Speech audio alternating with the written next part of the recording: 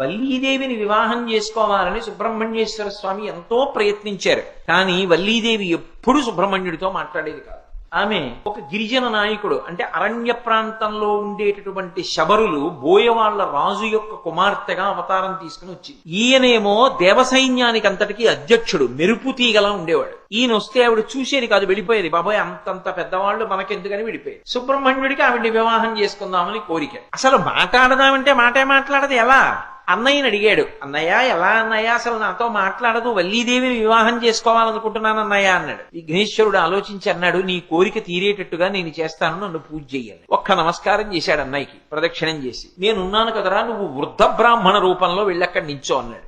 వెళ్లి వృద్ధ బ్రాహ్మణ రూపంలో నించున్నాడు సుబ్రహ్మణ్యేశ్వర స్వామి. వల్లీదేవి చెలికత్తెలతో ఉద్యానవనంలోకి వచ్చింది. వెంటనే విఘ్నేశ్వరుడు పెద్ద ఏనుగు రూపంలో వెళ్లి తొండమెత్తి పిచ్చెక్కిన ఏనుగు రూపంలో పెద్ద ఘీంకారం చేస్తూ పరుగులు తీశాడు. అయ్య బాబోయ్, పిచ్చెక్కిన ఏనుగు వచ్చేస్తోంది, ఎక్కడ చంపేస్తుందో అని వల్లీదేవి పరిగెత్తి వెళ్ళిపోతూ అటు ఇటు చెదిరిపోవడంలో చెలికెత్తెలందరూ రక్షించే వాళ్ళెవరని ఆలోచిస్తూ అక్కడ నిలబడిన వృద్ధ బ్రాహ్మణుణ్ణి ఓ తాతగారిని మనవరాలు పట్టుకున్నట్టు గట్టిగా కౌగిలించు. ఎప్పుడైతే వృద్ధ బ్రాహ్మణుణ్ణి కౌగిలించుకుందో విఘ్నేశ్వరుడు తన అవతారాన్ని అంతర్ధానం చేసి మాయమైపోయాడు.